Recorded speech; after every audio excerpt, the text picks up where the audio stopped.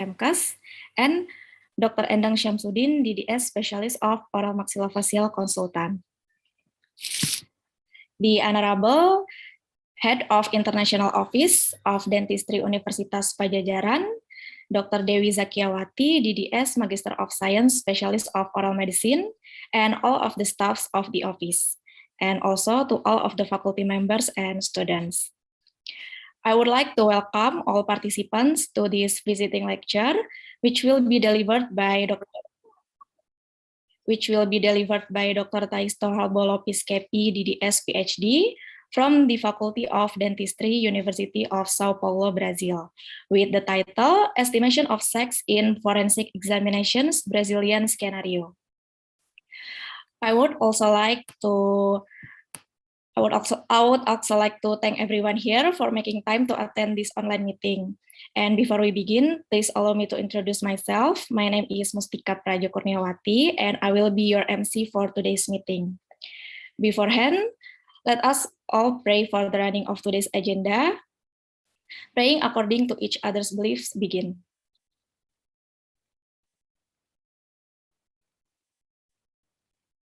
The praying is enough. Now we shall continue to the next agenda, in which I would like to inform you about the rules for today's meeting.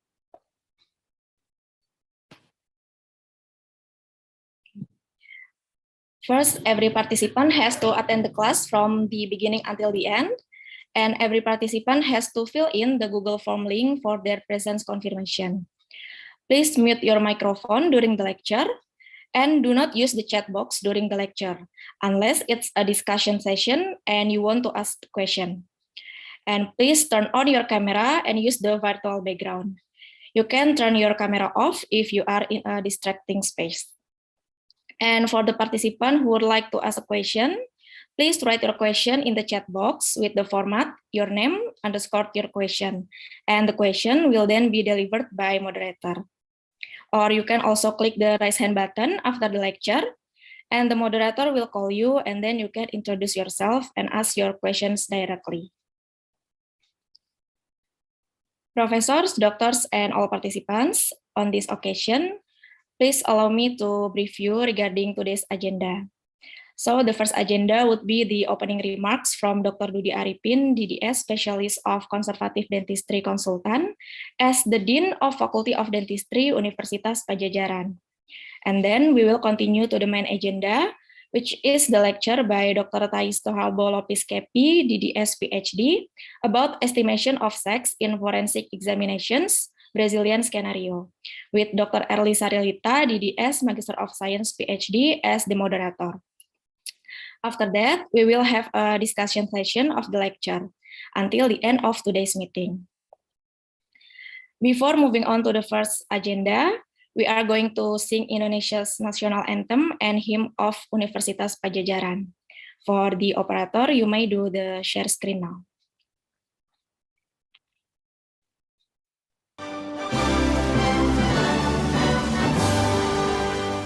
Indonesia.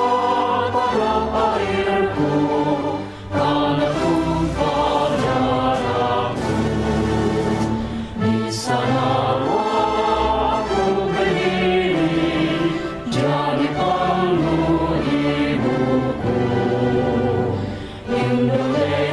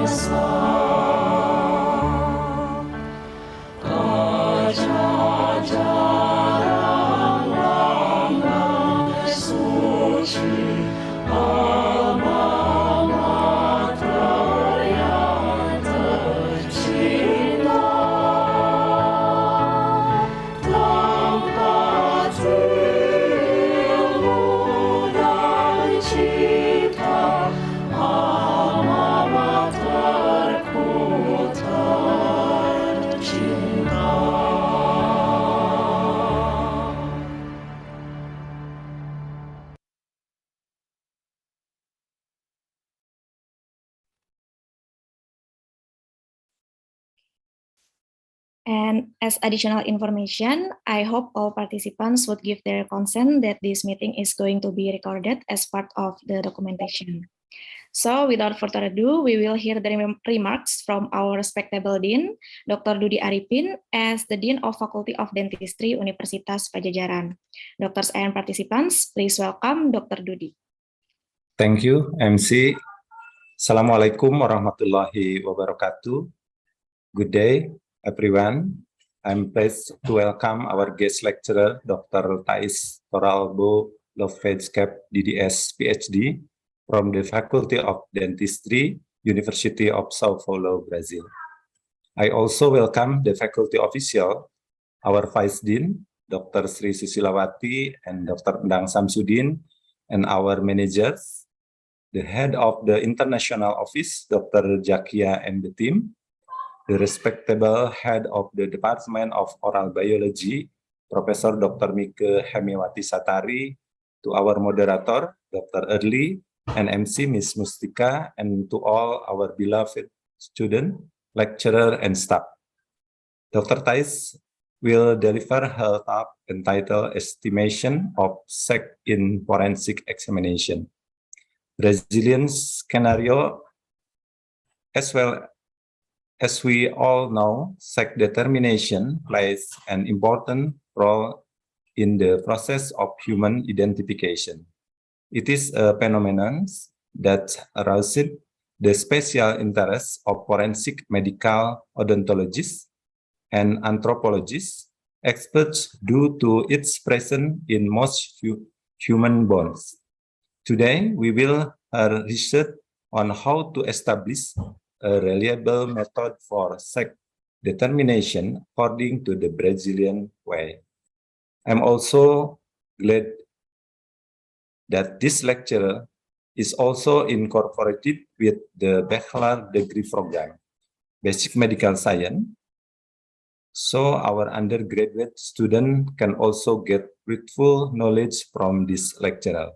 Professor, doctor, and fellow student, I welcome you once again to the lecturer, and I hope that you have a great time ahead. Thank you. Assalamualaikum warahmatullahi wabarakatuh. Thank you, Ms. Mustika. Waalaikumsalam warahmatullahi wabarakatuh. Thank you, Dr. Dudi, for the opening remarks. Okay, before we start our main agenda, we would like to ask every attendee to open their camera to do the documentation.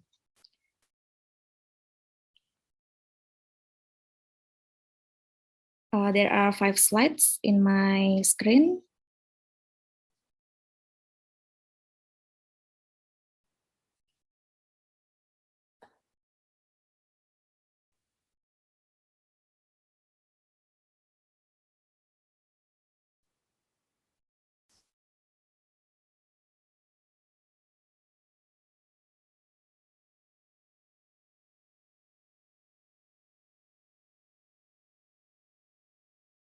Okay, as for the operator, please help to take the screenshot from the first slide. The command is on me. Okay, we will take the photo in 3, 2, 1. Okay, for the next slide, 3, 2, 1. For the third slide, 3, 2, 1. The fourth slide, 3, 2, 1. And the last slide. Okay, thank you. Okay, next is our main agenda, which would be the lecture by Dr. Torralbo Lopez, Capp, DDS, PhD, with the title Estimation of Sex in Forensic Examinations, Brazilian Scenario, with Dr. Erli Sarilita, DDS, MSc, PhD, as our moderator today. And before we proceed, let me inform you about the CV and background of Dr. Erli. For the operator, you can share the screen.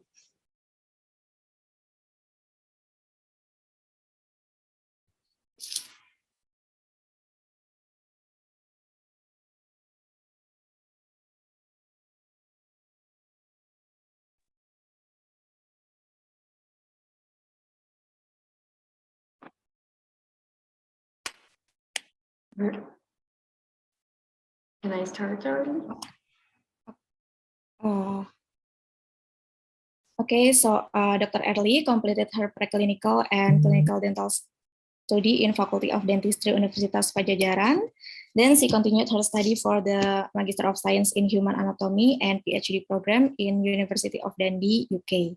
As for her work experience, she is a lecturer and researcher at Faculty of Dentistry Universitas Padjadjaran, and currently she is also a manager of academic, student, and alumni affairs Faculty of Dentistry Universitas Padjadjaran. Dr. Erli also has a lot of achievement. Some of the most recent are her publication titled Spatial Ability and Anatomy Learning Performance Among Dental Students, which was published in the Korean Journal of Medical Education 2022. As well as her other publication titled Volumetric Growth Analysis of Maxillary Sinus Using CT Scan Segmentation, a pilot study of Indonesian population, which was published in the Anatomy and Cell Biology Journal 2021. Okay, to proceed to the main agenda, please welcome Dr. Erli Sarilita, DDS, PhD.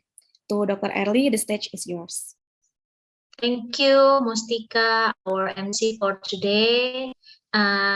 And we have here with us Dr. Thais. I'm really happy that she can give her time for us here studying about the sex estimation for forensic examination. And before we start, the organizer maybe can present her CV, please, Dr. Thais CV. Yeah. Dr. Thais Torralbo Lopez Capp is a team member at Faculty of Dentistry University of Sao Paulo, Brazil. She has her PhD from University of Sao Paulo and also specialization in forensic anthropology from University of Sao Paulo, Brazil.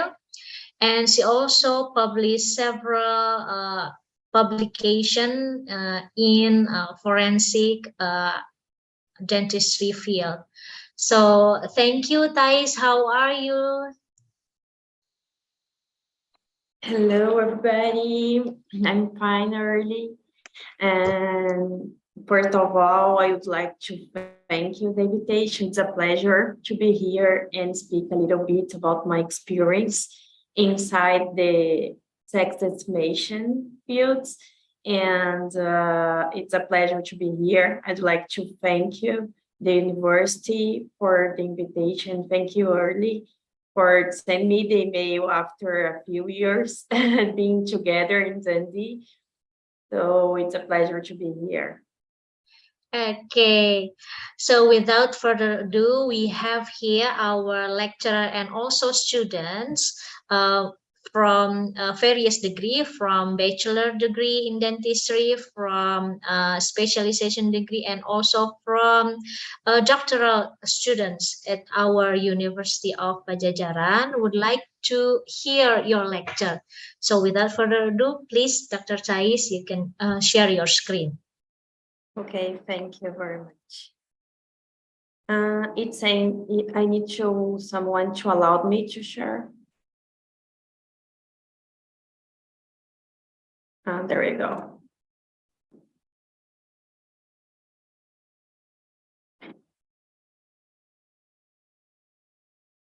Are you seeing my screen now? Yeah, we can see. Please proceed. Perfect. Perfect. So Here in Brazil, it's morning. We are 10 hours behind them. So good afternoon for everybody. Here is good morning. So we are going to speak a little about sex estimation in forensic examinations. I'm going to bring a little bit about the Brazilian scenario, how we do the examinations in schools, and most of them in schools. So the main point of this lecture is to bring a little bit about how we do the sex estimation here in Brazil using some methodologies that we developed here. I'm going to show some of the methodologies that were developed in Brazil to do the sex estimation. First of all, I'd like to introduce about the Brazilian scenario. Here in Brazil, we have a lot of difficulties about the forensic fields. Most of the forensic examinations are done by the police. So different from the other countries like in Dundee, in Scotland, and some of the forensic examinations are done inside the university. But here in Brazil, just the police can do these forensic examinations. So we have a huge country with a mix of cultures, and we have very difficult inside the forensic anthropology examinations. We have poor tools. Some of our centers, the police centers, we do not have even an X-ray machine. So most of these centers, we just have a caliper to do measurements, or even just qualitative methods we can apply because we don't have tools to apply another kind of methods. So I'd like just to introduce a little about the Brazilian scenario. Because of that, we developed a lot of methodologies that we can apply just with calipers and with just qualitative views that we can apply for all the Brazilian fields here. Are you hearing me, Erli? Yes, but unfortunately, I think the slide is still in the title slide. I'm going to move. Yeah, I'm going to move. So before, there we go. So I'd like to introduce some terminology that we use here in Brazil, and around the world we use the same terminologies. So we are going to use in this lecture the terminology of identity, that is the set of physical and function or physically normal or pathological characters which individualize a certain person. We are going to use the terminology of identification, the process used to determine the identity of a person or thing, promoting the distinction between one and the other, and the terminology of recognition. That's a little bit different because it's an empirical process, that is to verify using the organs of the sense, especially the vision and the memory, that person we are seeing corresponds to the one we are looking for. So we know that for the identification process, every identification, the human identification, is a comparative process. If we do not have a comparison between the antemortem and the postmortem, there is no identification. Because of that, we develop a lot of methodologies to get inside the third phase of the identification process, that is the comparative. So from the Interpol, the identification, we have two kinds of methodologies. We have the primary methods and the secondary methods. And the primary methods give us the positive identification, or we have almost 100% of truth that this person is the person that I'm looking for. So we have the fingerprints, the DNA, and the tooth. The forensic dentistry is inside the positive identification as a primary method. Here, I'd like to have the attention because the forensic dentistry give us a main point inside that the human identification. And the secondary methods are methods that help us to get inside the positive identification. It's a probable identification, or I'm getting close to that and I cannot say with 100% of certainty I'm looking for. So some of them, and the forensic anthropology, it's getting a transition and getting inside the primary methods to give a positive identification, because I can have a comparative between the antemortem and postmortem when we have traumas and whatever. We can compare, so we can say that this person is the person that I look like. So we for the Interpol, we are migrating the forensic anthropology to be a primary method. So we are going to speak a little about our methodologies. We know that the human identification, it goes through 3 phases. The phase 1 is the generic parameters. It's when we define the biological profile, so sex, age, ancestry, and stature. And the phase 2, we look for individualizing parameters that I can say that that person is that person because has individualities parameters, such as some tooth characteristics, versions, or some kinds of traumas that we can say that person is the person that I'm looking for. And the third phase is the comparative phase, is the way that I'm going to give the identity of this person. So we are going to start here in this lecture. We are going to speak just about the sex estimation. We know that for the biological profile, we have 3 more parameters that we analyze before we define a biological profile and goes to the second phase. So we have the age, the ancestry, or geographic affiliation. That is the term that the publications are working for, and the stature. So here in Brazil, we apply, most of our centers apply the qualitative analysis, and some of them apply the quantitative analysis.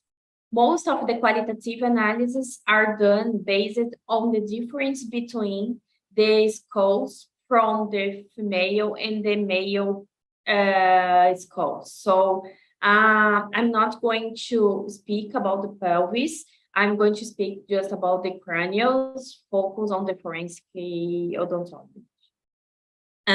So the main difference are 2 on the skulls. We have the mastoid process and the frontal inclination. We have some huge difference between the female skulls and male skulls. And this, the literature brings to us that this difference, it's because of the muscles insertions. So in the males, the muscles are stronger. So this brings the bone to develop more inside the insertions of these muscles. So the literature brings that this difference is huge because of the muscles and the development of the skeleton of the male compared to the female. So most of our centers use two qualitative analysis. Most of our centers use the Rogers methodology that were developed in 2005.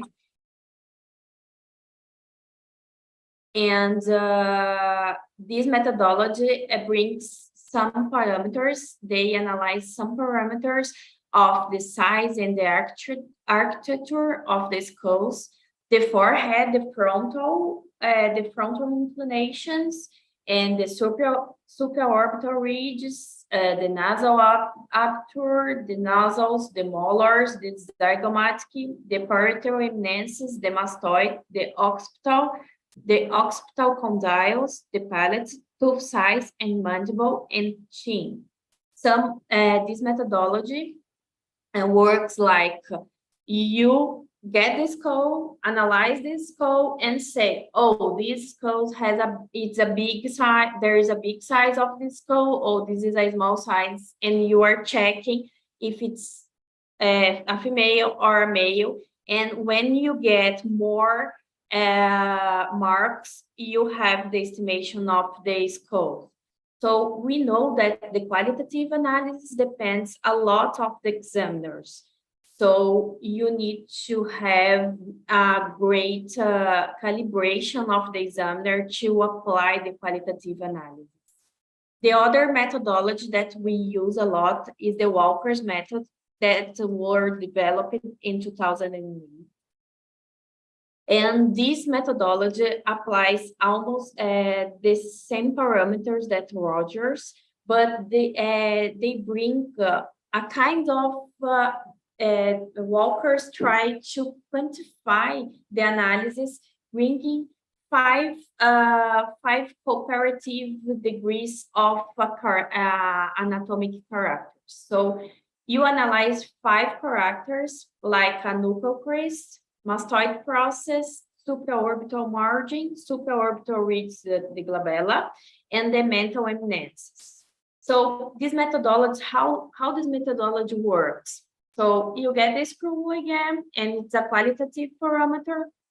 You say, no, this skulls, it's more likely the number 1 of the nuchal crest. And you compare the skulls that you have in your hand with the photographs here, and you give where you get more how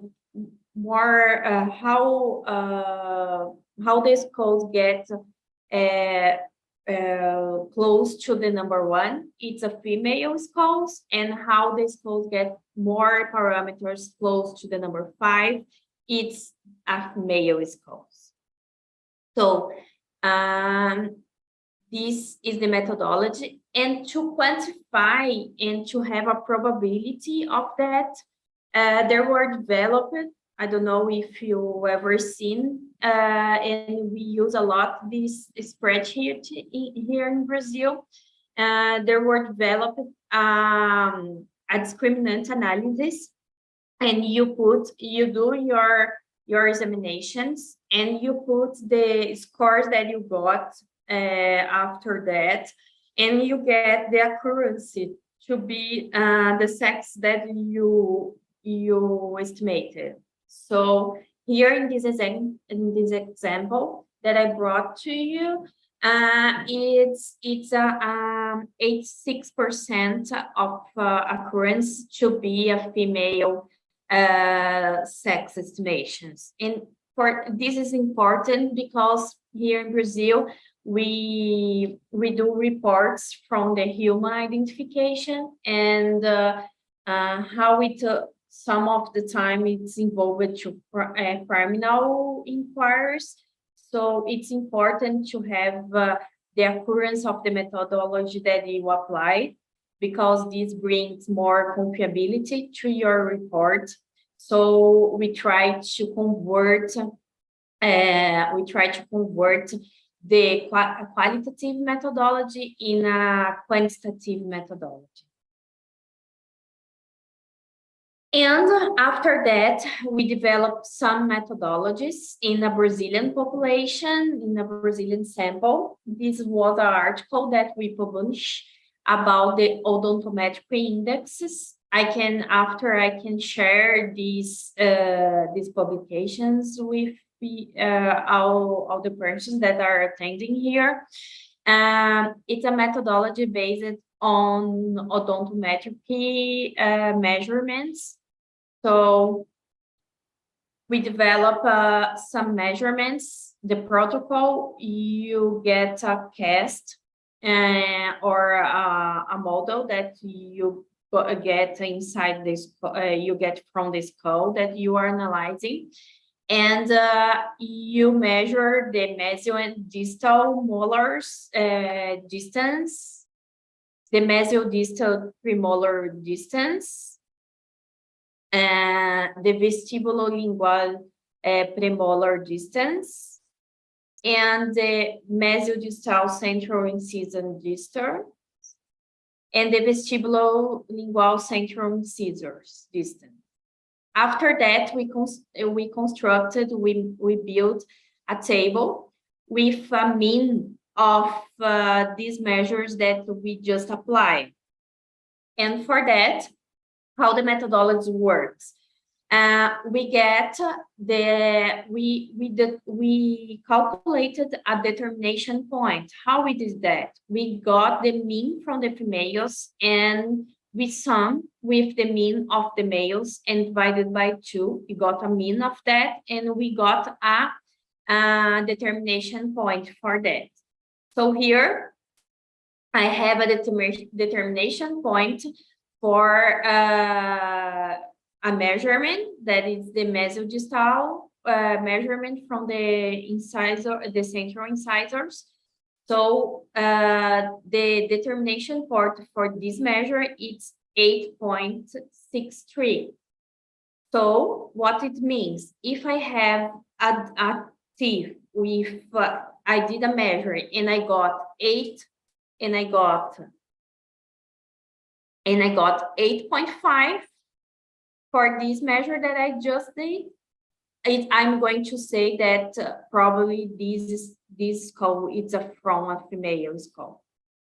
So we calculated a determination point for all the measures that we described inside the article, and how the methodology works. Most of the how you need to do a lot of measurements, the most that you can do, and where do you get more marks, you are going to get the estimation of the sex. So this is a Brazilian methodology that were developed in a Brazilian sample. In the article, we analyze 3 mathematical analysis. So we apply discriminant functions, logistic functions, and probabilistic functions. So after you can see the full article and read and see all these mathematical analysis. So other methodology, this methodology I work in my PhD thesis.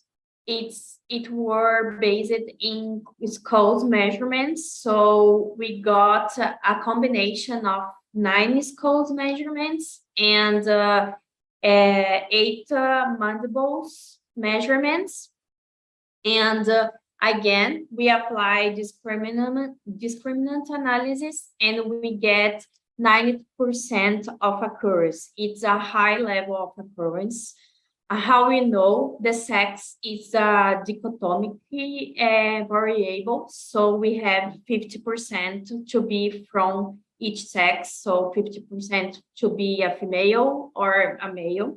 So the literature says that if we have a methodology that gives us occurrence of 75%, it's a great methodology. So 90% that we achieve here from considering all the cranial measurements that we did in the Brazilian sample, we achieve 90% of accuracy. It's a high level of occurrence for sexist mix. So for the mandibular measurements, we got 83%. With the high level that we got, it was 83%. So it's a high level too. And we considered some measurements. So getting a little bit back here, the way that this methodology works, it's to make with a caliper these measurements. So most of these measurements are done just with a caliper. So you can get the skulls, put inside the table.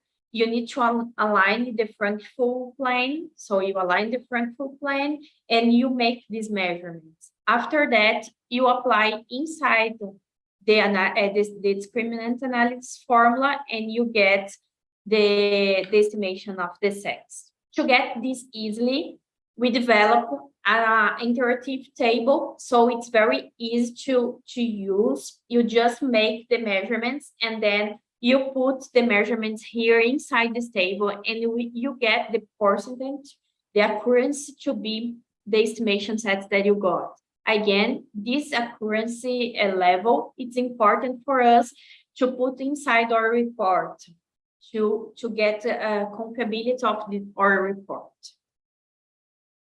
After that, I can share this interactive table too, no problem about that. Then you can try inside the Indonesian populations and do some works with that.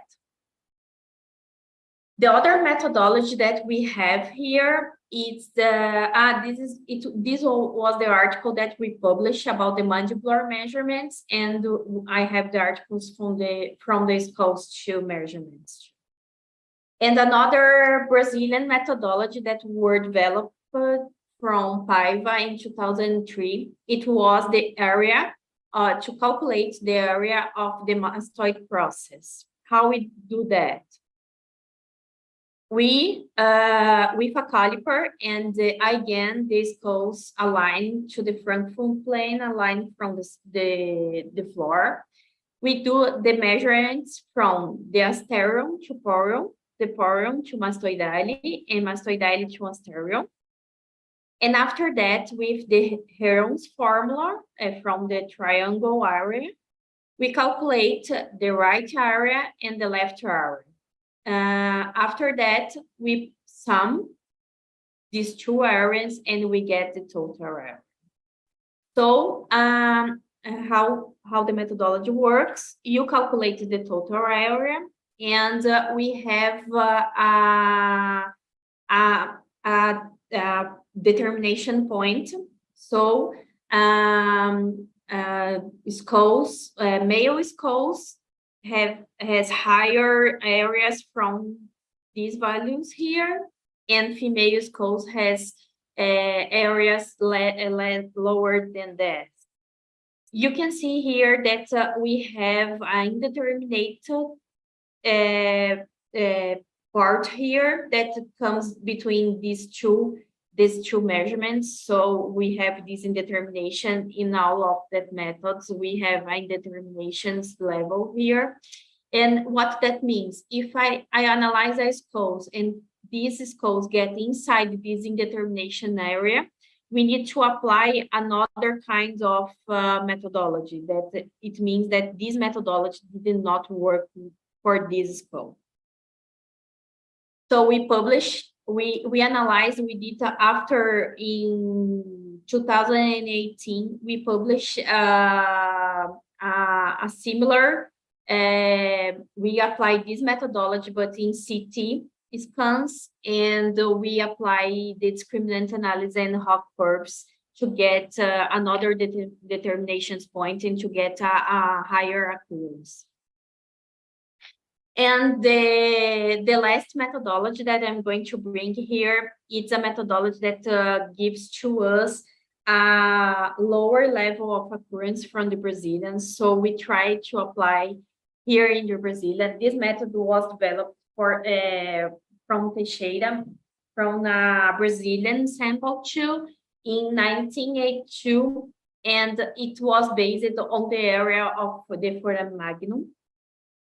So it works in the same ways that the process mastoid area. you calculate the area from the foramen magnum, assuming that it's a circle.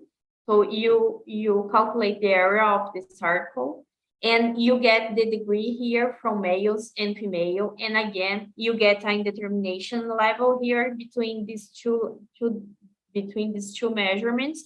So we apply from a contemporary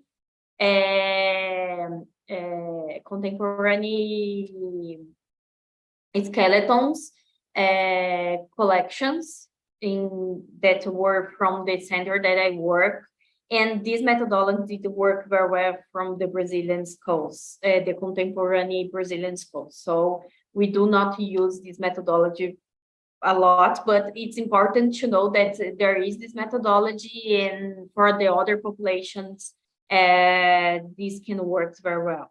I know that it was applying the breech sample, and it works very well. So it's great to validate that all these methodologies, it's great to validate inside the population that you are going to analyze. I don't know, I think my time is getting inside. I don't know, Erli, do I have... No worries, Thais, you can just continue. Okay.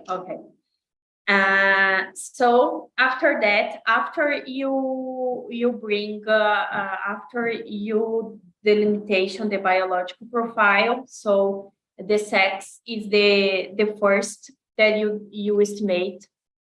Why the sex is the first biological characters that we estimate? Because the others methodologies to estimate age, to estimate stature and ancestry, you need to have the sex because you have separate tables for female and male. So because of that, the sex is the first parameter that we estimate.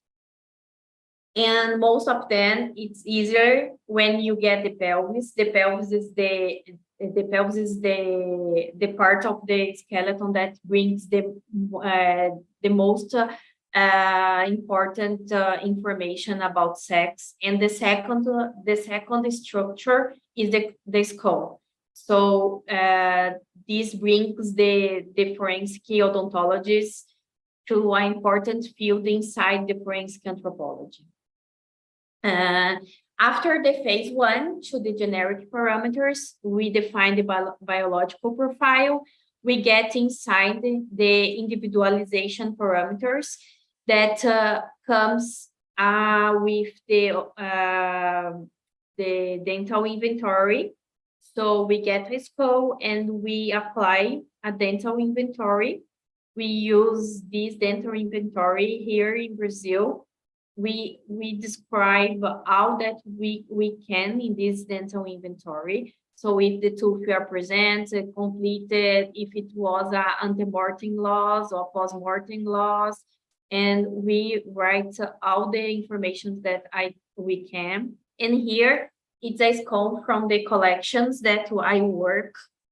Yeah, we can see we have a lot of individualization parameters here. We have a giro version here that brings to us individualization of this person. We have some restorations, amalgam restorations here in Brazil. We use a lot of amalgams. We are decreasing the use, but in the public health, use a lot because it's cheaper than the resin. But we are changing this scenario. So most of the identification process, we can see the amalgams restorations here. We have post-mortem loss because we can see the alveolums here, and we have ante-mortem loss. We can see the reconstructions of the bone here, so we cannot see the alveolus, so this is an ante-mortem loss.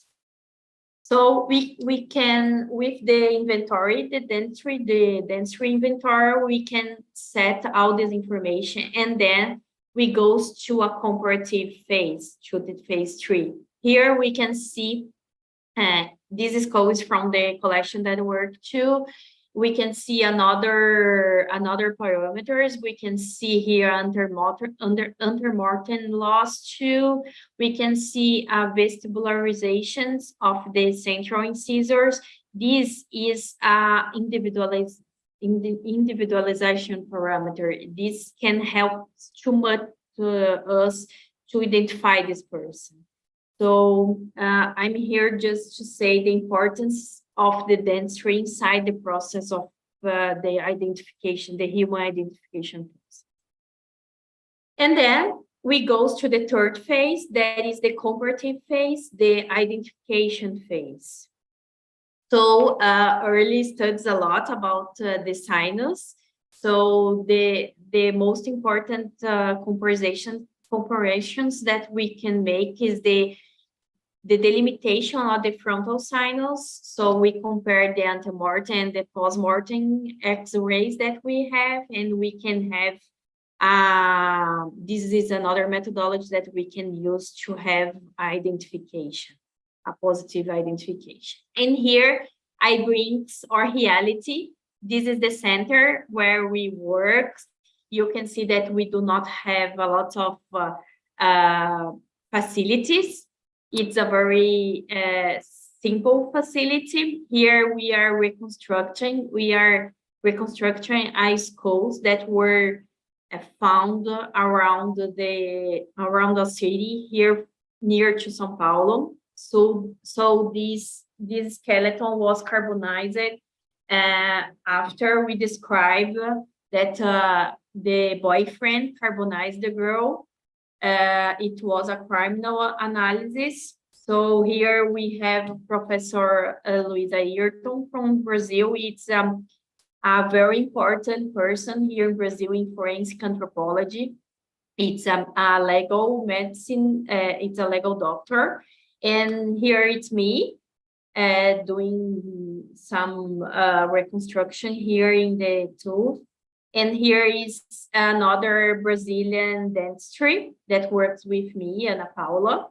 We worked a long time here in the center, and here we have a collections with 200 skeletons, completed skeletons, that we validated a lot of methodologies here and helped us a lot. This collection that we have in the center is an identify collection. So we have the biological profile. We know that it's a female or a male, the age, the cause of death. So we have a documented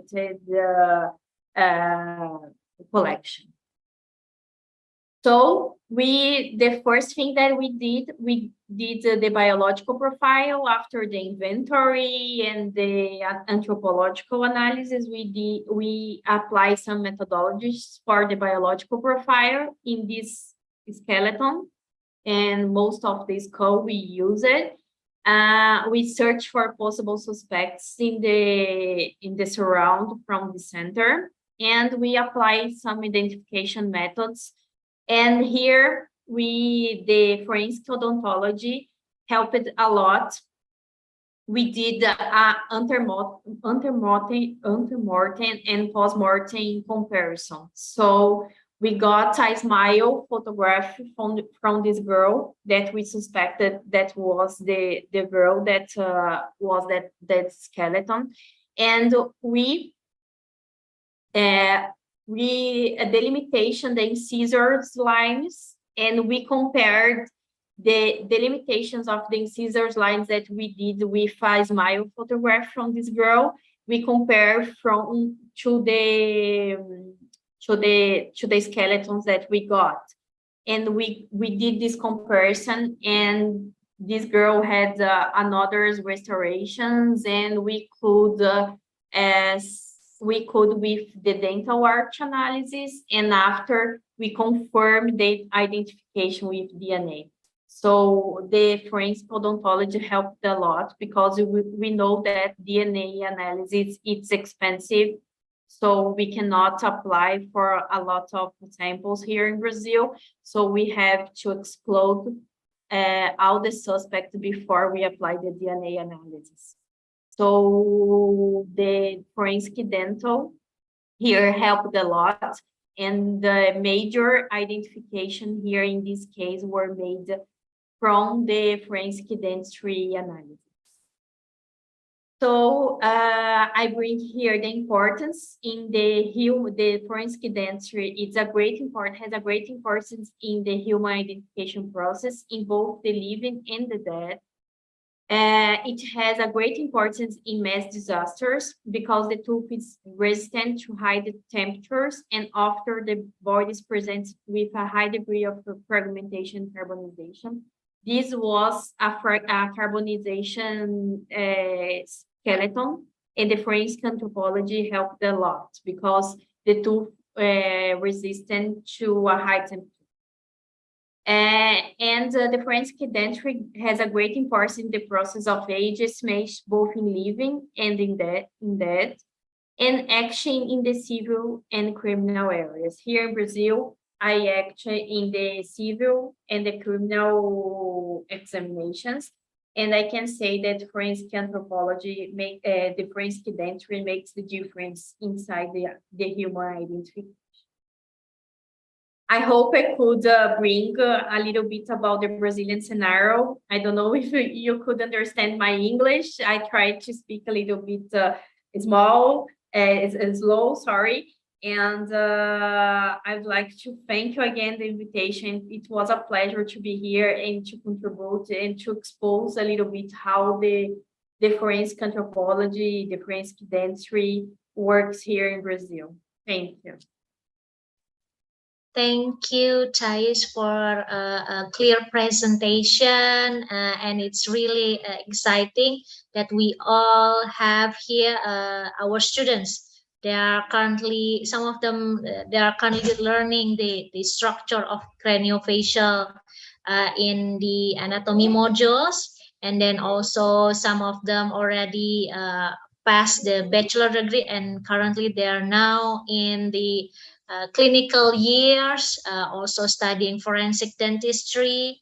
And also we have some doctoral students here who's doing research in forensic dentistry. I'm sure that what you're sharing here will be very beneficial for our students.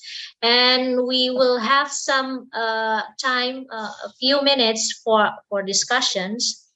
Is there anyone here who would like to ask some questions? Please raise your hand using the raise hand button.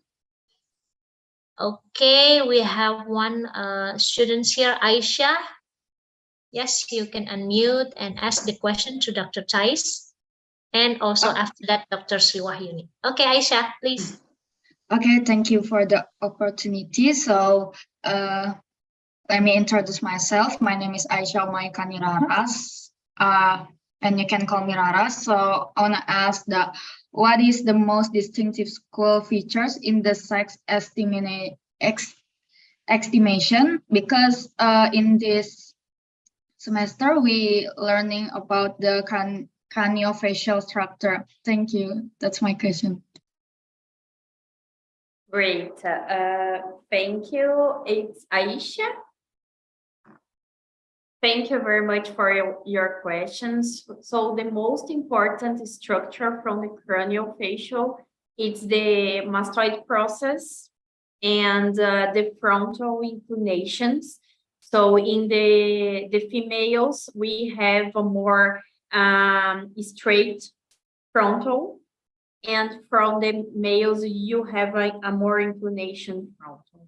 And the process, the mastoid process, you have a huge mastoid process, and when you lay down the skulls, you put the skulls inside on a table. If the skulls lay down on the process mastoid, it means that it's a male skulls. And if the skulls lay down inside on the occipital condyles, it's a female skulls. So if you put the skulls on a table, you are going to see if it's laid down on the process mastoid, it's going to be a male, probably it's going to be a male. And if you look and it's laid down on the occipital condyles, probably this skull is going to be a female skull. And so these structures are the most that we have, and no, the others, the size, the female, it's more, the female skulls are more tight. You don't have the glabella more delimitation. So the glabella in the males are more delimited compared to females. So you have this difference between, but the most important that you need to consider is the process mastoid and the front inclination. Thank you, Dr. Thais. Aisa, you get it clear? Yes, that's clear, Doc. Thank you so much. Thank you, Aisa. So we have another question from Dr. Sri Wahyuni, our doctoral students here. Please, Dr. Sri Wahyuni, you can ask your question. Thank you very much. But I'm sorry, my device is trouble, so I can open my camera. Okay, that's okay. Can you hear my voice? Yes. Yes, clear. I can hear you. Yes, Dr. Thais, thank you very much for your explanation. Explanation is very useful for me. My name is Sri Wahyudi. I am a general practitioner in Indonesian Naval Dental Institute. And I'm very interested about the forensic because it's very close with military atmosphere environment in my work. So if you don't mind, some method you have explained about how to estimate a sex to identify a forensic. Could you give me which one based on your experience, it's one easier and more easy or quick and valid, of course. And then the second question about the table of the what is the range, yeah, or account. Is that the standard table? So we just see and not just to account, but we can see quickly. We can see directly the table. I mean, like statistic method, we can see if female, male. It is the standard table, standard measurement. I mean, that's it. My question. Thank you very much, Dr. Thais. Moderator, thank you. Thank you, Dr.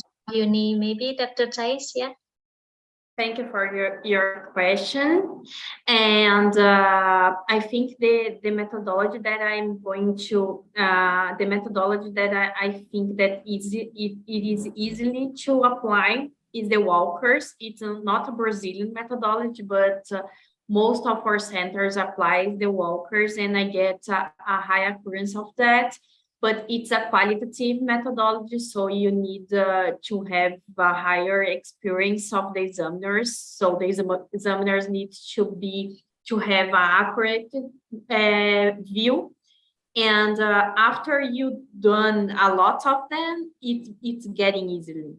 So when you analyze a lot of skulls, it gets very easily to apply, because you train your view to say if it's huge, if it's tiny, so you have a comparative view. And the quantitative, it's the methodology that I developed. It's very easily. It's just a few measurements from the skulls, and we got a great achievement. We get a great accuracy. So I would say these two methodologies: the measurements from the skulls and the walkers. And I like very much the statistical analysis, because it brings accuracy and brings this confiability for your report. And if you are working in a criminal field, you need this confiability for the judge to say and to have to get sure what the legal, what they are doing. So here in Brazil, the accuracy is very asked for us. So if you want, I can share the spreadsheet and you can apply in your sample.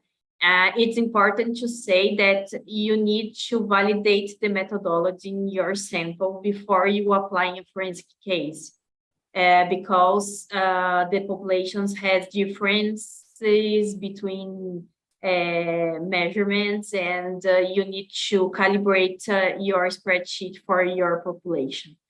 So I can share with you, no problem. I will send to Erli, and then she can spread for everybody here in the section. Thank you, Dr. Thais. What an interesting question. I think we still have one more question from our student. Shata, I think you raise your hand. Yeah, please. Okay, thank you, Dr. Erli, for the opportunity. Maybe I will just ask a simple question to Dr. Thais. Is it true and accurate that every tooth, every teeth has its own markings, like fingerprints that distinguish every single human? Because every human has different patterns of fingerprints. Does a teeth have its own? Thank you.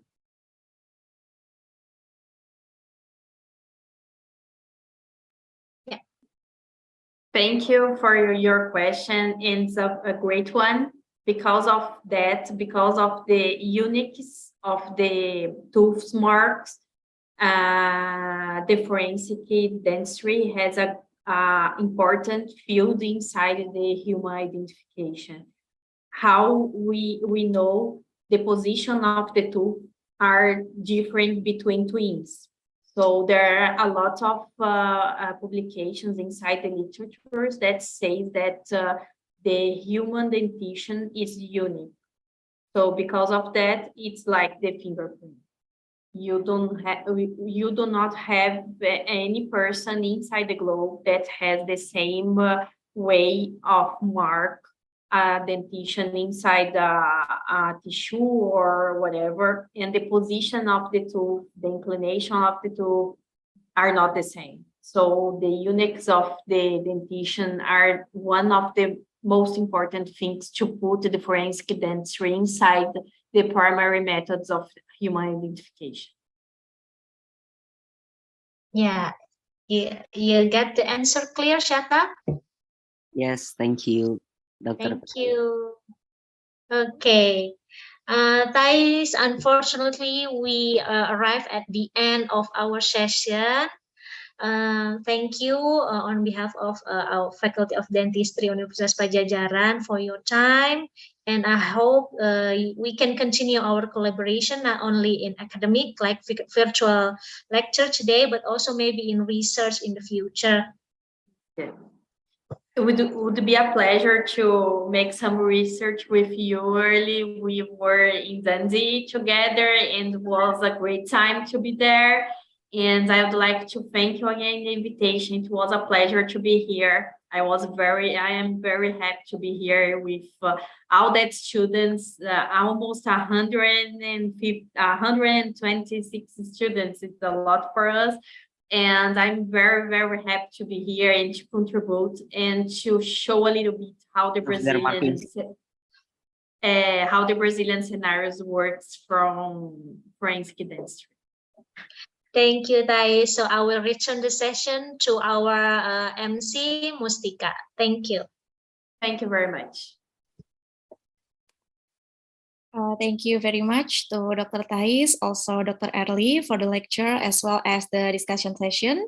It was such a very insightful and full of knowledge one. And as a mark of gratitude, Faculty of Dentistry Universitas Padjadjaran would like to give the certificates of appreciation.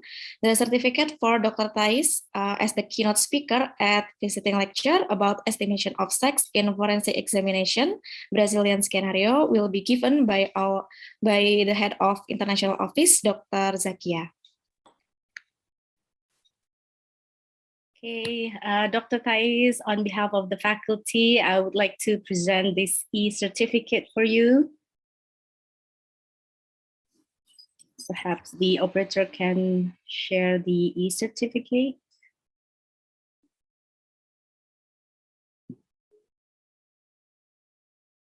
Shall wait a little bit more.